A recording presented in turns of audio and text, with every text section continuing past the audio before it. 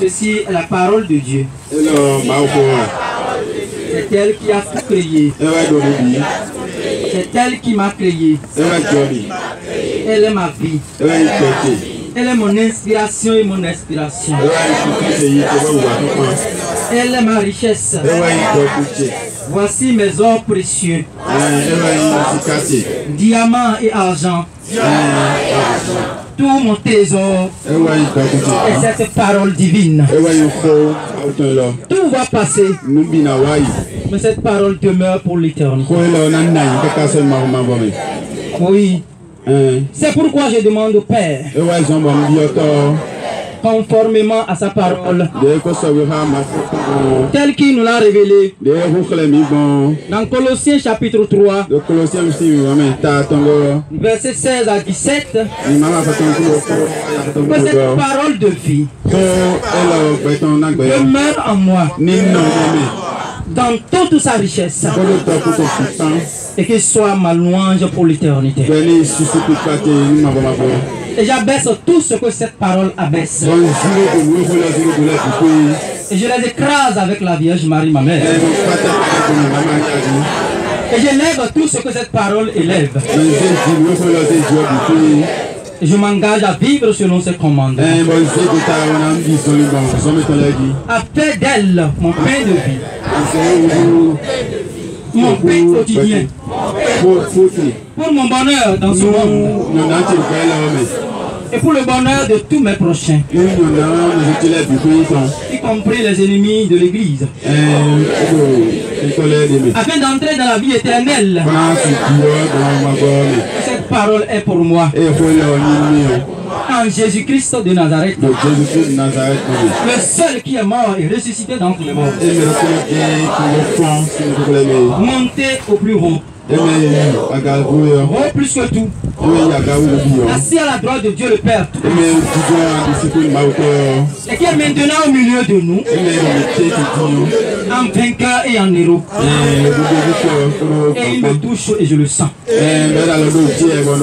restaure ma vie. Mon bon berger me comble.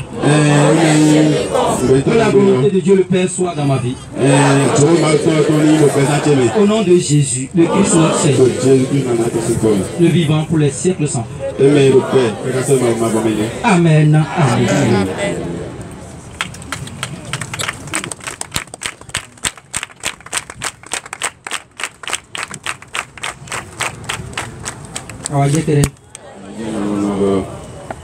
Oui, mon frère, ma soeur. Le Seigneur nous rassemble encore pour nous donner l'essentiel. Il veut nous communiquer encore la raison pour laquelle il nous a envoyés dans ce vie. La raison pour laquelle le Seigneur nous a envoyés dans cette vie, c'est de chercher le royaume des cieux et sa justice. Et ce royaume, c'est dans la parole éternelle qu'il nous a donné. Cette parole qui est notre pain quotidien. Nous allons dans la première lecture. Quelqu'un pour nous aider pour la lecture du début. Exode 16, versets 2 à 4, 14, 12 à 15. Dans le désert, toute la communauté des fils d'Israël murmura contre Moïse et Aaron.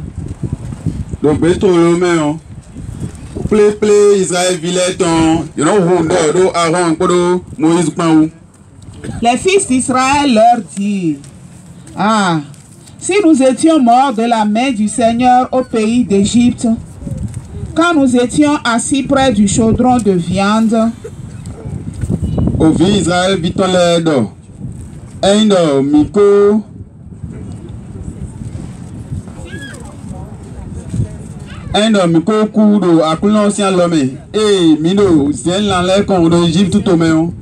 quand nous mangeons du pain à satiété, vous nous avez fait sortir dans ce désert pour laisser mourir de faim toute cette assemblée.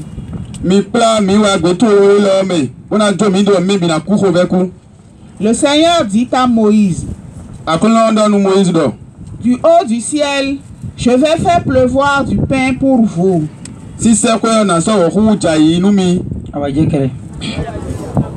Oui, mon frère, ma soeur. Nous avons entendu ce que le Seigneur nous a dit. Et qu'est-ce qu'il veut nous révéler? C'est nos comportements. La vie que nous menons. La vie d'hypocrisie. De mensonges que nous menons vers le Seigneur. Les engagements que nous n'arrivons pas à respecter. Au jour de notre baptême, chacun de nous, nous avons renoncé aux ténèbres. On nous a posé la question. Veux-tu renoncer à Satan? Renonces-tu à Satan? Renonces-tu à ses œuvres? Et tu as renoncé. Renonces-tu à son mensonge? Et tu as renoncé. Mais aujourd'hui, au pied du Seigneur, sur son chemin étroit, resserré, qui amène au ciel, où le Seigneur dans sa miséricorde nous a appelés, et il veut nous aider à réparer nos péchés avec nous. Parce que la vie de désert, le désert dont on nous parle ici, c'est la vie de misère que le péché nous offre. C'est l'esclavage dans lequel le péché nous tient. Et c'est dans cet esclavage que nous étions. Et le Seigneur nous a ramenés pour nous rééduquer sur la vie éternelle. Mais une fois avec lui, on retourne encore en arrière. Voilà ce que les fils d'Israël ont fait. Et toi aussi tu le fais. Dans ton boulot par exemple, tu avais l'habitude de détourner les fonds. Et tu étais très heureux dedans. Parce que ça te procure tout ce que tu veux presque. Mais une fois avec le Seigneur aujourd'hui, tu te rappelles des fois. Le diable te rappelle cela. Mais la crainte est déjà là. Tu n'arrives plus à le faire. Mais justement, c'est quand tu t'éloignes du Seigneur, quand la parole de Dieu ne demeure pas en toi, cette parole qui est le vrai pain, tu détournes ton regard encore vers tes vomissures. Voilà ce que les fils d'Israël ont fait. Ils ont récriminé contre le Seigneur. Oui, toi peut-être, tu avais l'habitude de commettre les péchés d'impureté. Tu avais beaucoup de bureaux entre-temps. Toi homme, toi femme. Et aujourd'hui auprès du Seigneur, il t'arrive des fois à clignoter les yeux. Mais le Seigneur l'a refusé. Chaque fois quand tu le fais, c'est ce que le Seigneur a dit dans Jean 8 verset 34 qui t'arrive.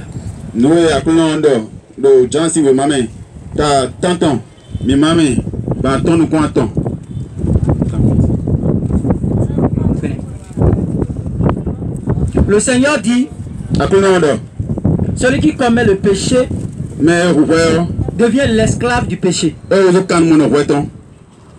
Voilà, chaque fois quand tu te détournes du Seigneur et tu récrimines comme lui, tu récrimines contre le Seigneur, l'ennemi prend le dessus sur toi et il te domine. Et dans la justice du Seigneur, il te laisse payer tes dettes. Dis à ton voisin, le Seigneur ne fait jamais du mal.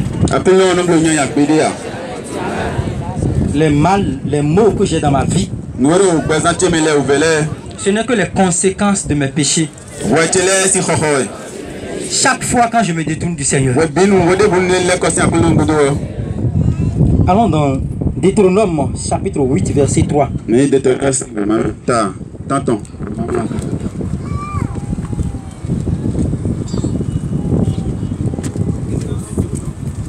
8:3. Deutéronome 8, verset 3. Il t'a mis dans la pauvreté. Il t'a fait avoir faim.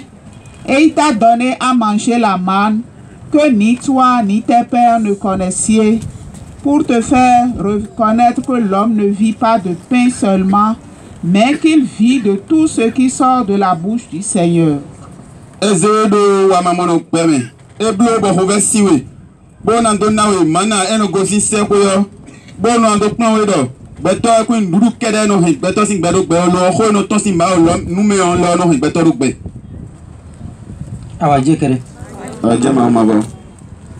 Voilà ce que le Seigneur nous révèle. Et c'est ce que les fils d'Israël n'ont pas compris. Vous étiez en souffrance en Égypte. Et le Seigneur vous a ramené. Et il fait chemin avec vous vers la terre promise. Comme toi aussi tu es sur ce chemin. Vers la terre promise. Cette terre promise qui est le ciel. Qui est le royaume des cieux. Et la voie qui amène là-bas.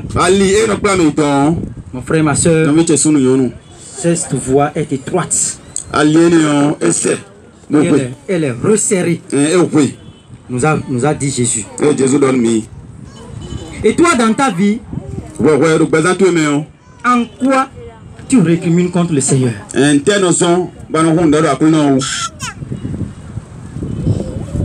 Examine un peu ta conscience, tu verras ce sur quoi tu récrimines contre le Seigneur. Chaque fois quand tu reçois les enseignements ici, les enseignements de la cité, que ce soit dans les assemblées ou toi dans les écoles, et que tu n'accueilles pas cette parole comme cela se doit dans l'humilité totale, tu te comportes de la même manière que les fils d'Israël. C'est pourquoi arrivé chez toi, tu reprends tous les tests. Et là où il y a Israël ou n'importe quel nom, tu mets ton propre nom. Demande à ton voisin. As-tu déjà blessé l'amour du Seigneur? Par rapport aux enseignements que la Seigneur te donne dans la cité. Le Seigneur nous a dit tout à l'heure, dans sa parole, en donnant cette manne, qui va les éprouver, voir s'ils vont respecter ces commandements. Comme toi aussi, il en arrive souvent. Et très souvent tu tombes quand le Seigneur te laisse. Mon frère, ma soeur, examine ta vie et voici réellement si le Seigneur vient à l'instant où nous sommes en train de parler. Est-ce qu'il peut t'enlever? Est-ce qu'il peut te conduire dans son royaume?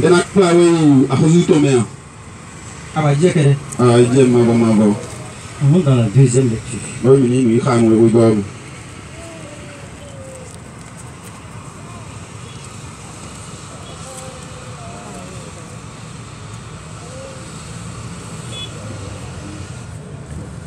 Voici donc ce que je dis et atteste dans le Seigneur.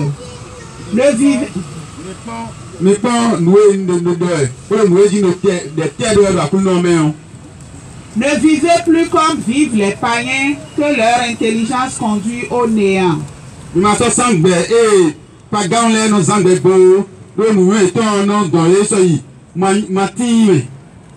Pour vous, Ce n'est pas ainsi que vous avez appris le Christ. Si du moins c'est bien de lui que vous avez entendu parler. Si c'est lui qui vous a été enseigné conformément à la vérité qui est en Jésus. Il vous faut, renonçant à votre existence passée, vous dépouiller du vieil homme qui se corrompt sous l'effet des convoitises trompeuses.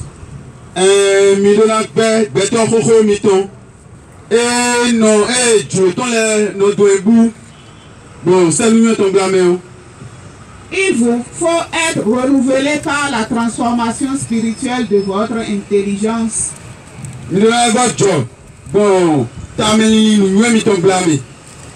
Et revenir l'homme nouveau, créé selon Dieu dans la justice et la sainteté qui viennent de la vérité.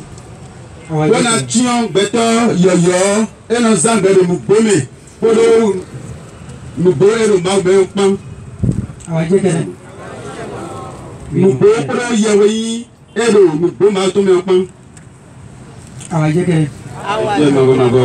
mon frère, ma soeur. Voilà, le Seigneur nous interpelle encore à la vie de sainteté. Ce que les fils d'Israël n'ont pas su faire dans la prière. Ils n'ont pas su renoncer totalement à leur vie ancienne. Ils pensent encore aux petites jouissances que le péché leur donnait en Israël. Les jouissances que le péché leur donnait en Égypte.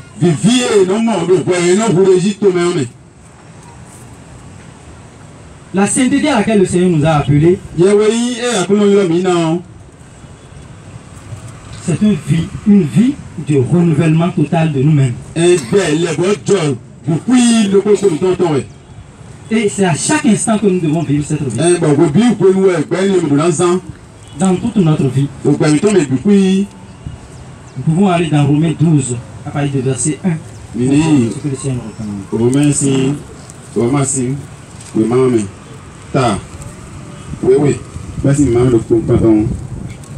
Verset 1.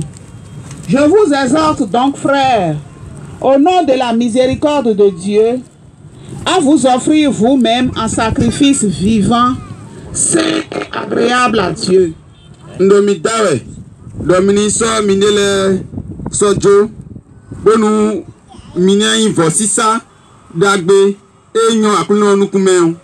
Ce sera là votre culte spirituel. Verset 2. Ne vous conformez pas au monde présent, mais soyez transformés par le renouvellement de votre intelligence,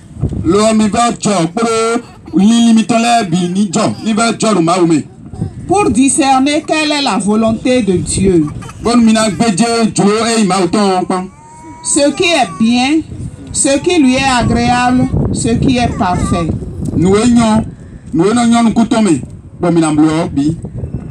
Que le Seigneur nous demande. Est-ce que toi tu arrives à discerner chaque fois ce qui plaît au Seigneur? Dans la vie que tu as menée du matin jusqu'ici maintenant, est-ce que tu as examiné cela à chaque instant?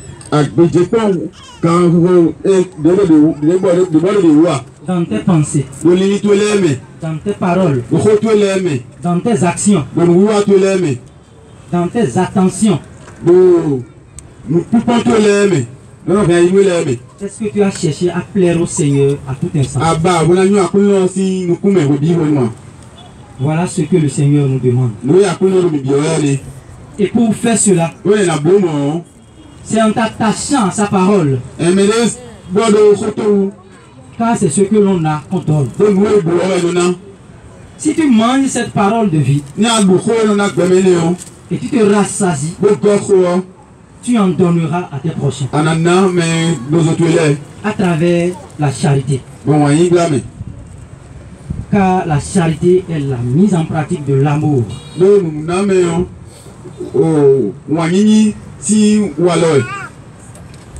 Mon frère, dans ton foyer, tout ce que tu entends, depuis que tu es rentré dans la cité, si tu fais l'examen, à l'instant où nous sommes en train de parler, quel changement concrètement toi-même tu peux offrir au Seigneur comme sacrifice spirituel? Jette un regard rapidement dans ta vie pour voir. Dans ton foyer, tu continues toujours de discuter. Tu continues toujours de te comporter comme tu étais dans la vie ancienne. Ta colère, tu n'arrives pas encore à la maîtriser. Demande de lui s'il a déjà maîtrisé la colère. Dis-lui de te dire la vérité. Parce que Jésus est vérité au milieu de vous. Qu'est-ce qu'il t'a répondu? Il l'a accepté ou bien l'a refusé. Il a mis beaucoup de paix au Kabi. Il a dit que Jésus n'a pas eu. Mais comme vous cantez, facilement dit. Voilà ce que le Seigneur nous demande. Nous appelons bien mieux. Renouvellement total. Le bon job. Depuis.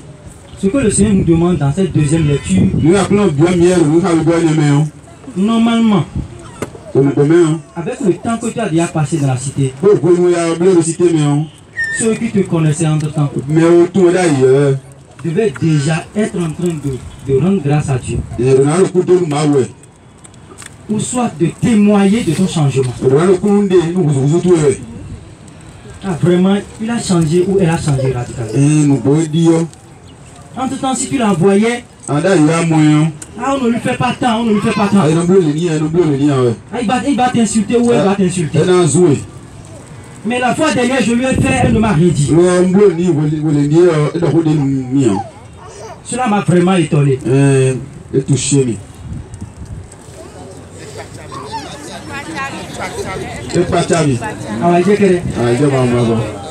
Voilà, c'est de notre vie quotidienne que le Seigneur nous parle.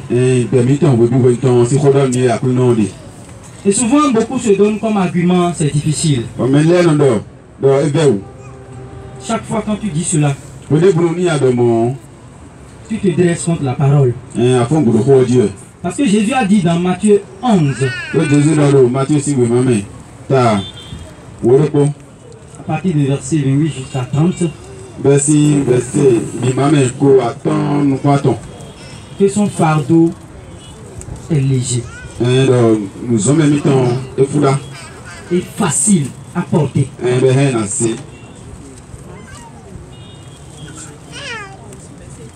Oui, mon frère, ma soeur. La miséricorde dans laquelle le Seigneur t'a renouvelé. La miséricorde que le Seigneur a faite au peuple d'Israël. Et qu'il t'a accordé toi aussi. En t'appelant à être chrétien. Pour participer au règne du Christ. Oui, mon frère, ma soeur. Toi aussi. Tu dois partager cette miséricorde. Combien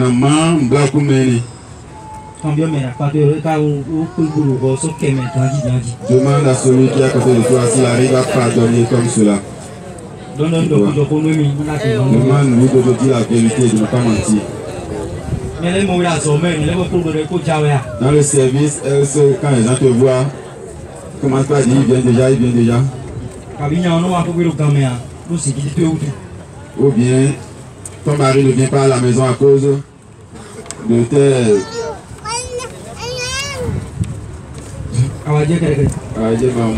Oui, mon frère, ma soeur. C'est le changement de ta vie que le Seigneur demande aujourd'hui. La vie conforme à la vie chrétienne. La vie de sanctification. qui est une vie simple. Une vie de pardon accordé et de pardon donné, pardon reçu.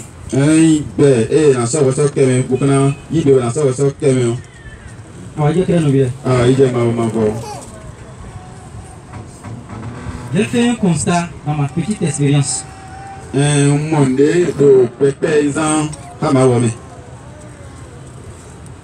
Le début de la sanctification,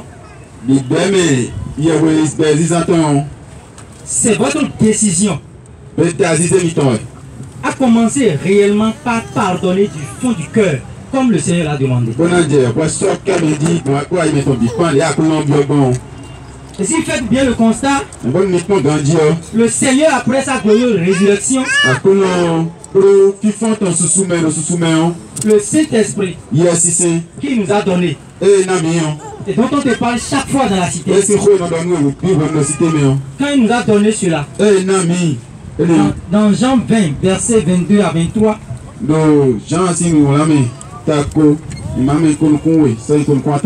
en soufflant sur ses disciples, il leur dit, recevez le Saint-Esprit. Ceux à qui vous pardonnez les péchés, ça leur sera pardonné. Ceux à qui vous refusez de pardonner, leurs péchés leur seront maintenus. Mon frère, ma soeur, ça c'est le début de la sanctification. Fais l'effort de commencer par le faire. Moi-même, je n'y arrivais pas. Mais quand j'ai pris la décision, en voyant le danger dans lequel se trouve mon âme,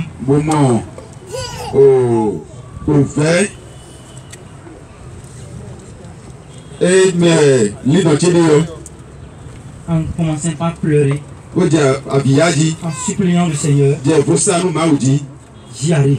Et quand tu pardonnes réellement, mon frère, ma soeur, oh, le Saint-Esprit est tellement content.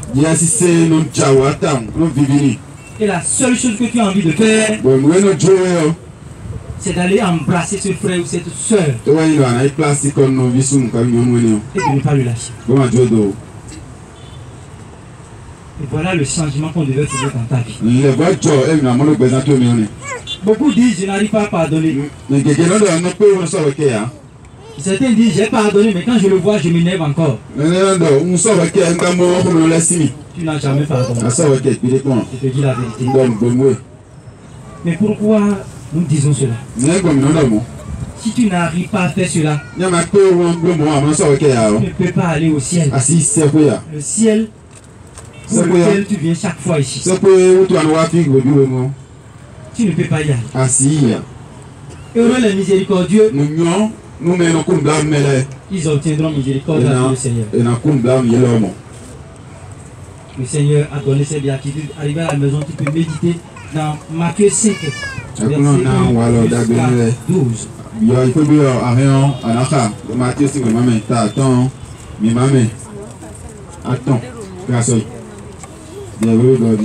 On est dans l'évangile.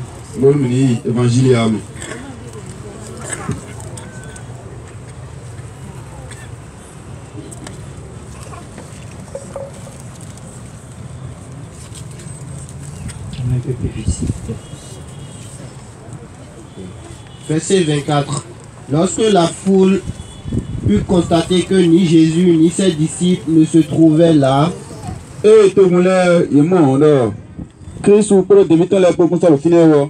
les gens se montaient dans les barques et s'en allaient à Capharnaüm, à la recherche de Jésus. Verset 25. Et quand il eut trouvé de l'autre côté de la mer, il lui dit, Rabbi, quand est-ce que tu es arrivé ici? Verset 26. Jésus leur répondit, en vérité, je vous le dis, ce n'est pas parce que vous avez vu des signes que vous me cherchez. mais parce que vous avez mangé des pains à satiété. Verset 27.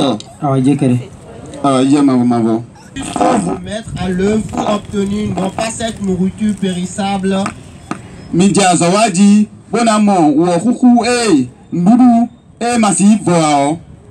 la nourriture qui demeure en vie éternelle.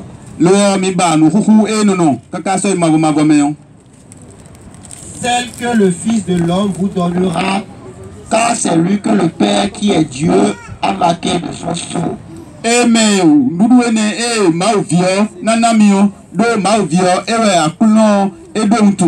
Mon frère et ma soeur, voilà ce que le Seigneur nous a dit.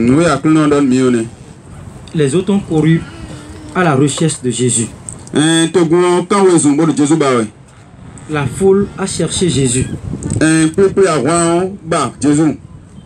Et Jésus leur révèle maintenant, en toute vérité, que ce n'est pas parce qu'ils ont vu des signes qui l'ont suivi, mais parce qu'ils ont mangé en satiété. Demande à ton voisin. À toi maintenant, qu'est-ce que le Seigneur va dire? Le pain que eux ils ont mangé, toi tu peux remplacer par le travail que le Seigneur peut te donner ou t'a déjà donné.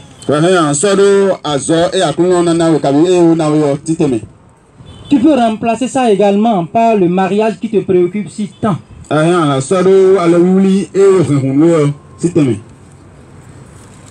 Tu peux le remplacer par beaucoup d'autres choses. Tu peux le remplacer également par les différentes guérisons qui te tenaient à cœur.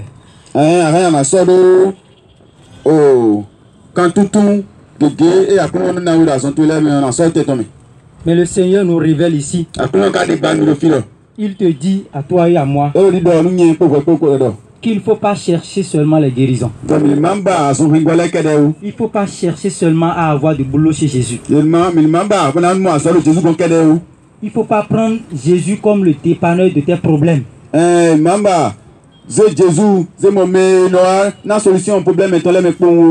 Mais il faut chercher à être son ami.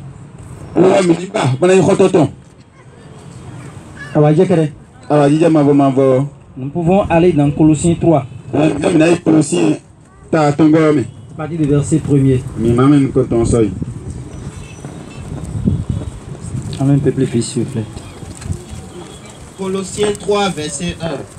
Du moment que vous êtes ressuscité avec le Christ, recherchez ce qui est en haut, là où se trouve le Christ assis à la droite de Dieu. Verset 2. C'est en haut qu'est votre but, non sur la terre.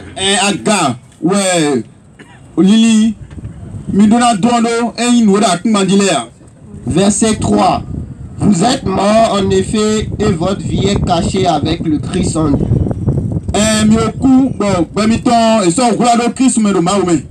Verset 4. Quand le Christ, votre vie, paraîtra, alors vous aussi vous paraîtrez avec lui en pleine gloire.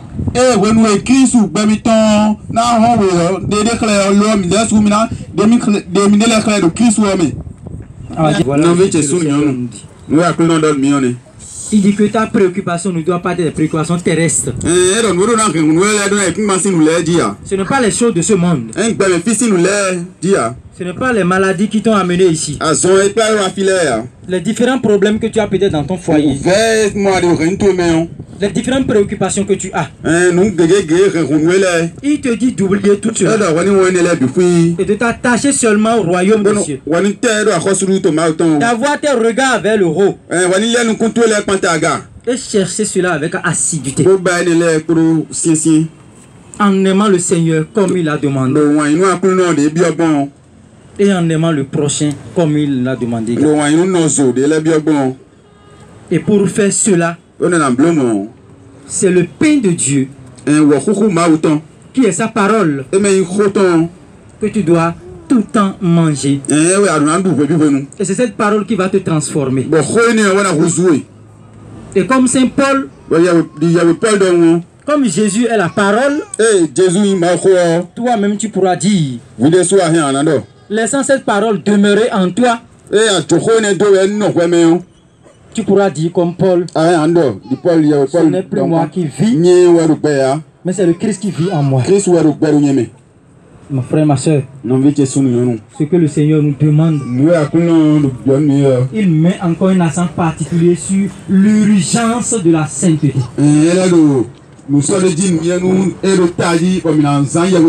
L'urgence de la sanctification. L'urgence de la vie en esprit. Et non dans la vie dans la chair. Parce que ceux qui ont parlé dans la première lecture et ceux de l'évangile également, c'est dans la chair qu'ils vivaient. S'ils étaient en esprit, ils auraient peut-être soif ou faim de Dieu.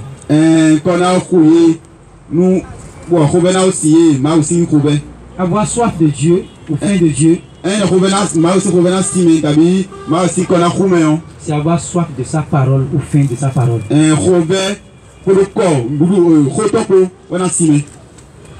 Est-ce que tu as soif de cette parole?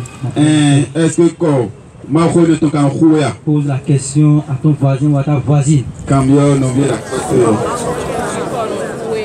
Est-ce qu'il t'arrive d'avoir soif de la parole de Dieu? Est-ce qu'il t'arrive d'avoir faim de cette parole de Dieu?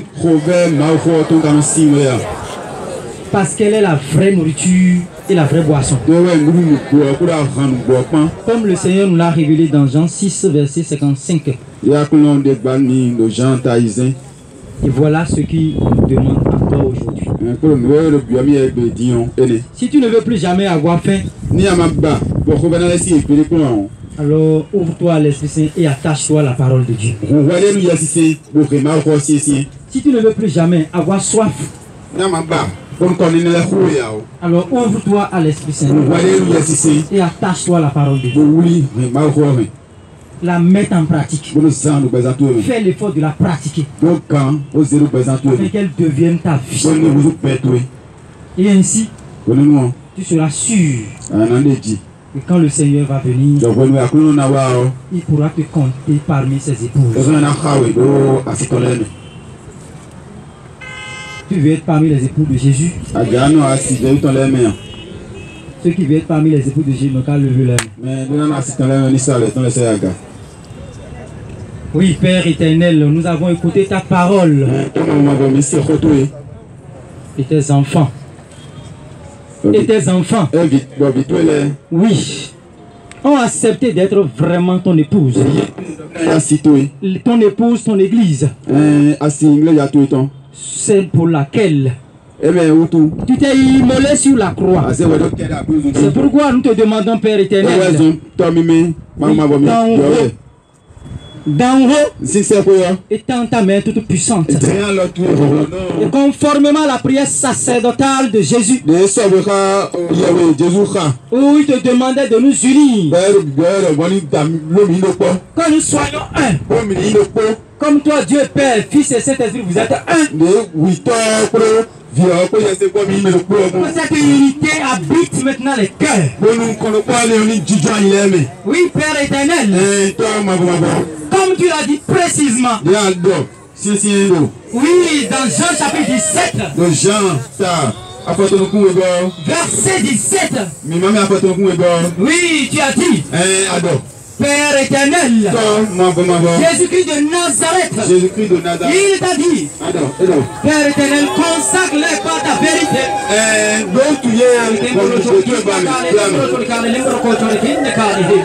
Oui, Père éternel, nous te demandons, oui, de consacrer tes enfants par la vérité qu'est Jésus. Par la vérité qu'est sa parole. Et que cette parole demeure en eux. Pour sa richesse. Que Dieu ici et maintenant. Sans de la puissance de la parole. Parole la vie des cœurs.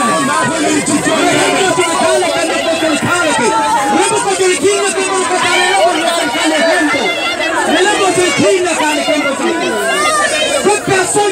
ici, nous sentons la puissance de la parole de Dieu. Parce que le dit c'est lui. Oui, Père éternel, sans avoir d'être rempli de sa parole. Jusqu'à ce que Jésus prenne possession de son trône. Oui, comme tu l'as dit.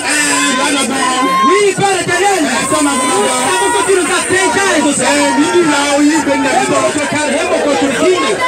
Parce que dans cette même parole, prière certainement de Jésus.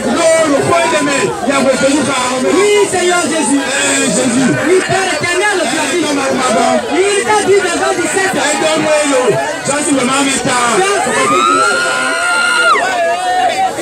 Le verset 19. Oui, il a dit. Jésus-Christ de Nazareth, le lieu de la tribu de Juda. Pour eux-mêmes, je me suis consacré. Oui, Jésus s'est consacré pour ton peuple. Pour ton épouse. Avec une façon de consécration ici et maintenant. Tout ce qui ne glorifie pas Jésus. Ce qui n'appelle pas le nom de Jésus. Ce qui n'appelle pas le nom de Sabaoth. Tous ceux qui sont écrasés.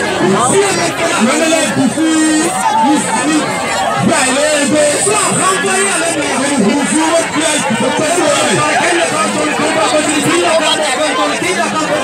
et que Jésus a pu désormais les cœurs. Et que si l'ennemi se rasade, à revenir encore avec ses troupeaux. Conformément à ta parole. Dans Somme 117. Oui, à partir du verset 10, tu vas. Précisément le verset 22. Jésus qui a pris possession de ses âmes. La pierre angulaire. Oui, les écrase à tout jamais. Oui, et si eux-mêmes, ici l'ennemi se rasade, qui tombe sur eux. Oui, il y avait cette pierre angulaire que Jésus. Qui soit réduit au néant. Et envoyé au fin fond de l'enfer. Maintenant et à jamais. Jésus règne dans votre vie.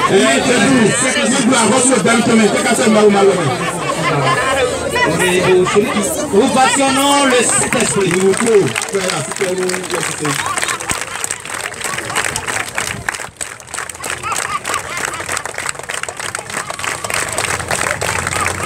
Passionnons le Seigneur.